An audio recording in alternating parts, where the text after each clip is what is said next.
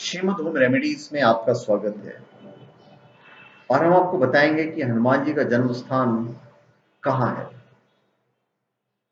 सभी जानना चाहते हैं कि हनुमान जी का जन्म भारत में कहाँ हुआ था।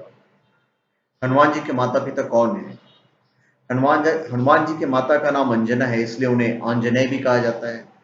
उनके पिता का नाम केसरी है, इसलिए केसरी नंदन भी कहा जाता है।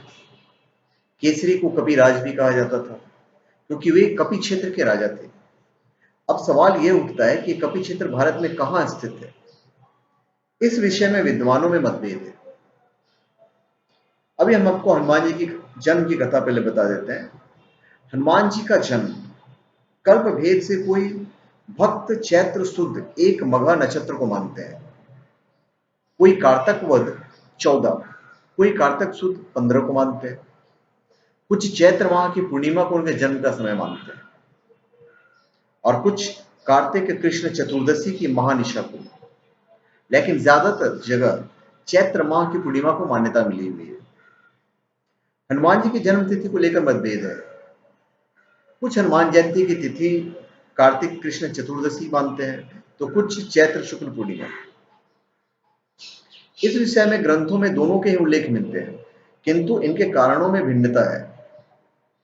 पहला जन्म दिवस है और दूसरा विजय अभिनंदन महोत्सव। अभी हनुमान जी के जन्म स्थान से जुड़ी पहली मान्यता हम आपको बताते हैं, वो है अंजनी पर्वत। कुछ विद्वान मानते हैं कि नवसारी गुजरात स्थित डांग जिला पूर्व काल में दंडकारण्य प्रदेश के रूप में पहचाना जाता था। इस दंडकारण्य में राम ने अपने जीवन के 10 वर्ष गुजारे थे। डांग जिला आदिवासियों के क्षेत्र है। आजकल यहाँ पे ईसाई मिशनरी सक्रिय है। हालांकि आदिवासियों के प्रमुख देव राम है। आदिवासी मानते हैं कि भगवान राम वनवास के दौरान पंचवटी की ओर जाते समय डांग प्रदेश से गुजरे थे। डांग जिले की सुबीर के पास भगवान राम और लक्ष्मण को शबरी माता ने बैर खिलाए थे। शबरी भील समाज से थी। आज यह स्थल शबरी धाम नाम से जाना जाता है। शबरी धाम से लगभग 7 किलोमीटर की दूरी पर पूर्णा नदी पर स्थित पंपा सरोवर है। यही मतंग ऋषि का आश्रम था। डांग जिले के आदिवासियों की सबसे प्रबल मान्यता यह भी है कि डांग जिले के अंजना पर्वत में स्थित अंजनी गुफा में हनुमान जी का जन्म हुआ था। अभी हनुमान जी के जन्म स्थान से जुड़ी दूसरी मान्यता मैं आपको बताता हूं, और वो है कैथल। कैथल हरियाणा प्रांत का एक शहर है। इसकी सीमा करनाल, कुरुक्षेत्र, जिंद और पंजाब के पटियाला जिले से मिली हुई है। इसे वानरराज हनुमान का जन्मस्थल माना जाता है। इसका प्राचीन नाम कपिस्थल है।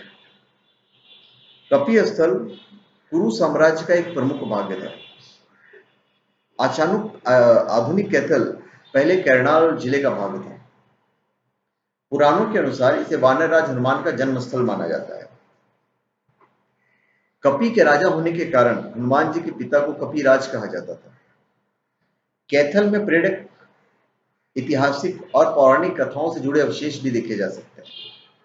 इसके अलावा यहाँ पर हनुमान जी की माता अंजनी का एक प्राचीन मंदिर और अजान किला भी है। हनुमान जी की जन्म स्थान से जो तीसरी मान्यता वो मैं आपको बता देता हूँ।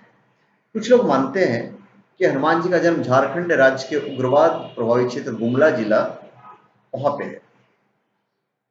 गुमला जिला मुख्यालय से 20 किलोमीटर दूर आंजन गांव की गुफा में हुआ था, ऐसा है मान्यता। इस जिले के पालकोट प्रखंड में बाली और सुग्रीव का राज्य था। माना यह भी जाता है कि यहीं पर शबरी का आश्रम था। यह क्षेत्र में रामायण काल में दंडकारण्य क्षेत्र का हिस्सा था। यहीं पर पंपा सरोवर है, जहां राम और लक्ष्मण ने रुककर जल ग्रहण किया था। जंगल और पहाड़ों में से घिरे इस आंजन गांव में एक अति प्राचीन गुफा है।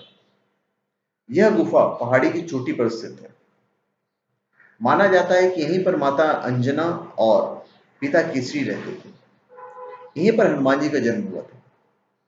गुफा के द्वार बड़े पत्थरों से बंद हैं, लेकिन छोटे छिद्र से आदिवासी लोग उस स्थान के दर्शन करते हैं और अक्षत व पुष्प चढ़ाते हैं। लेकिन कुछ लोग मानते हैं कि यह स्थान माता अंजना के नाम से जुड़ा हुआ है। एक जनश्रुति के अनुसार आदिवासी को इस बात का भान नहीं था कि हनुमान जी और उनके माता पिता पवित्रता और धर्म का पालन करने वालों के प्रति प्रसन्न रहते हैं। आदिवासियों ने माता अंजना को प्रसन्न करने के लिए एक दिन उनकी गुफा के समक्ष बकरी की बलि दे दी। इससे माता प्रसन्न हो गई और उन्होंने एक विशालकाय पत्थर से हमेशा हमेशा के लिए गुफा का द्वार बंद कर दिया। अब जो भी इस गुफा के द्वार खोलने का प्रयास करेगा उसके ऊपर विपत्ति आएगी, ऐसा कहा गया।